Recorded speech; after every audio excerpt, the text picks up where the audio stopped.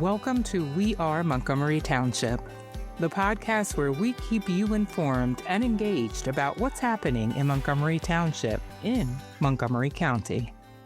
So welcome back to We Are Montgomery Township. I'm Carolyn McCreary, Township Manager, and with me today is Floyd Shaffer, who is the Director of our Community and Recreation Center. So welcome, Floyd.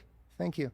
So tell me a little bit about your story and how you came to become Director of the CRC. Well, it looks like it's convoluted. I will start by saying that I grew up in Bethlehem, Pennsylvania, a steel town. My father gave me one good advice was don't go to work in the steel company. So when I graduated from high school, I ended up going to college in South Carolina, Clemson, and graduated. Had a little trouble figuring out my major when I first got there because I had never seen the school before the day I showed up. I ended up in recreation and parks, which seemed like a pretty easy major, and especially in South Carolina where education was not quite what it was in Pennsylvania now. Graduated, did an internship in a place called Fulton County, Georgia, which is Metro Atlanta. Ended up getting offered a position called Program Director, Community Center Program Director in some of the not so nice neighborhoods of Atlanta. But it was my first job.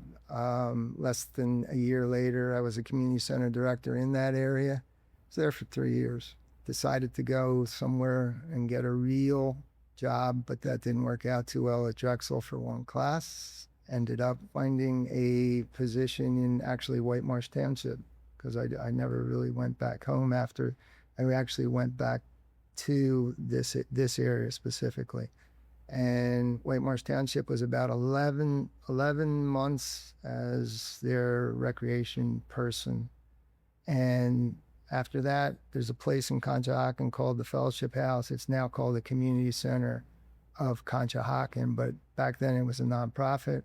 I was hired as the quote executive director. Is basically was a recreation center for kids, 100% kids. That lasted 20 years. Wow. I met my wife, had 3 kids, and learned how to be a recreation professional there. Really, I come from some very tough areas, and Conshohocken was no different in some respects, but it was a lot more cooperative than where I was, and turned out to be a good town. And what Conshohocken is now, I still live there. Well, the recreational opportunities should be available to all kids regardless of their economic status and regardless of where they live. So you performed a really, what I would say, a vital service in 2 areas, because the Conshohocken you were in is not the Conshohocken that's there now. You know, it was truly a grittier, blue collar, you know, steel mill was right there. It was a working class. It absolutely was. Working class steel town. Yes, it was. I was able to connect with the community, and I'll probably say that a couple times today. So how would you describe the role of our rec center? And I mean, you know, we're obviously a township that's not, I would say, a working class community. We have, you know, everything from blue collar to service, people in the service industry, to white collar, to high-end executives. But we have this recreation center. I would call it, the clientele that we deal with is a very diverse clientele. It spans different religions, different thought processes, different ideas, and there is a significant income gap that you deal with. And it's very challenging every day, because you're dealing with different people from very little to very old. So one of the challenges of recreation is serving everyone, from toddlers to seniors. How do you approach creating something for every age group? First thing you do is you start to listen to the community. You start to listen to what you're hearing. When you walk in the door the first day, first you have a staff, and then you end up seeing what people are there. You talk to them. Ironically enough, I don't talk much, but I learned how to listen. And My wife says I don't listen, but I do listen to people, and the ideas are there. There's to make a play, any community center, you must listen to the people. You must hear them also, and perhaps try to become not necessarily part of them, but to understand where they all come from. And that's very difficult. So our building's not just a recreation center, it's a community and recreation center. That is So correct. how does building community, like, what does that mean to you in your role there? In my role here in this township with that concept is that we don't have a town center. We don't have a main street. We don't have anything that people will come to focus, specifically since the mall is now gone. So there is nothing there. And if we make the community center a place that people want to come to and have that community, it is a very, very good thing we're doing. What's something that residents and visitors to the CRC may not realize that happens behind the scenes to make everything run smoothly? I walk in there and every room's filled. There's all different kinds of activities going on, but what goes on behind the scenes so that it does look so seamless when I'm there? I would say I have a yellow lab that is behind the scenes, and she kind of tells a story of why we are what we are. She's a friendly dog. She'll talk to anybody. She is kind of what I would like to, and I hope I continue to do, to keep the community center a well-balanced place. So I remember during the pandemic, we were mandated to close the rec center. You were over there by yourself. Many times we had Teams meetings and you came on screen and it was silent, but you made sure that the building, at least, the HVAC worked, the water was working. I remember you told the board, I vividly remember this, that your goal in the next budget cycle was to fill the parking lot again. Yes. And you have succeeded beyond, I think, what even you expected. Well beyond what I expected. What do you think drove it? I mean, is it a function of people wanting to be out again? Is it what we do there different than other places?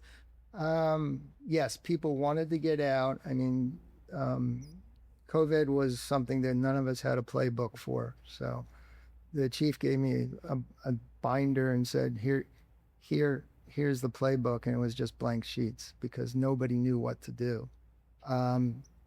What truly changed things was people were looking for things to do. I was able to understand the building, how things work. And I was lucky enough to put together a staff that actually wanted to work. In today's world, young people, it's great. They wanted to work. They bought into the idea of talking to people, listening to what they had to say, and enjoying what they do. Might not like everybody, but we have to be able to understand them all. I think working at a rec center is a really good life lesson for everybody, regardless of your age or your background, because it is so diverse, and you have to find a way to bridge those gaps that might normally not even be in your path. Exactly. I agree. So what are some of the more popular programs right now? Something called pickleball, which in all honesty has driven a tremendous amount of memberships. We now have permanent pickleball lines on the floor. It has been a godsend, really. They're from the hours of noon to 3, 4 o'clock. We still have people in the building, which is not common for a lot of recreation centers. There's usually a quieter afternoon period, but that has been tremendous. Just the number of people. I mean, number exercise classes, whether it be, seniors, silver sneakers, the participation rate is phenomenal. And I've been obviously a few places, but this community needed this place when it was built. So kudos to the elected officials and what they decided to do. And I'm lucky enough to be able to run it right now. Have there been any programs that surprised you with how successful they are? So for me, like pickleball was I had never heard of pickleball until, Neither had I. and I was amazed at once you started offering it, it just seemed like it just took on a life of its own. In all actuality, recreation programs there's several different types, but you have kids, you have this, and it doesn't matter what it is. If the populace and the patrons are having fun, it's a good thing, a really good thing. So I'm going to switch gears a little bit and talk about the building. So everyone who comes to it is just so impressed by the cleanliness of it, the spaciousness of it, the different rooms that are available. But, the building is 10 years old now. And so we're starting to see things that we've had to replace. What are some of the things that we've done so far to sort of extend the life of it? So far, to extend the life of it, we have put in a new gym floor, which is a year now, year and a couple months. We have decided to change our parking lot lights, or retrofit our parking lot lights for solar again, which will be done probably in the next 6 weeks.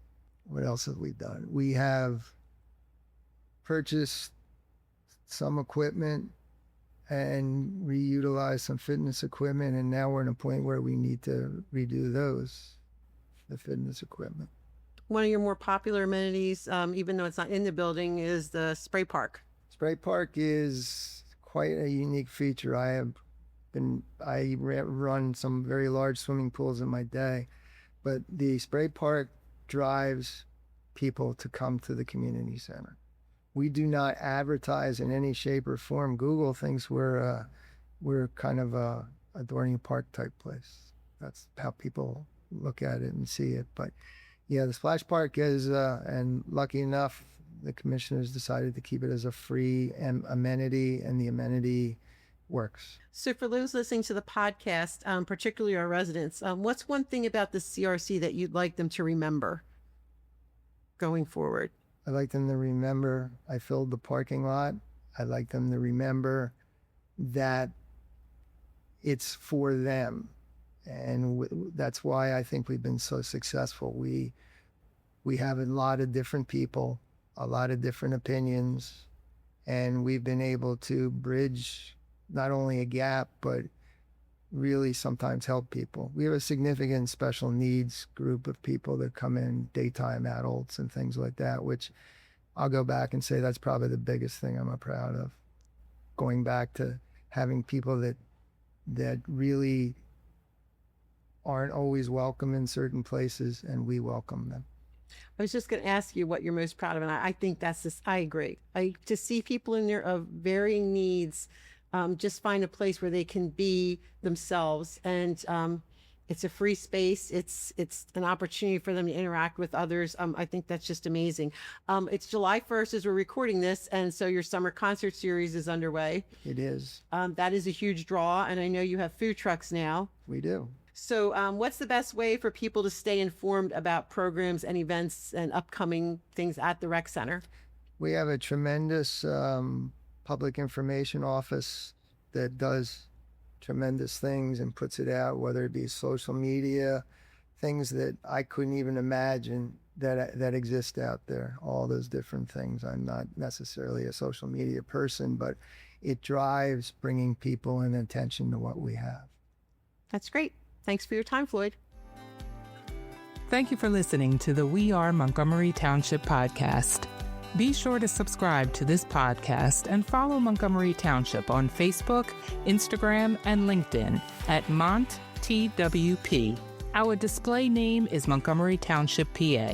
Until next time, we are Montgomery Township.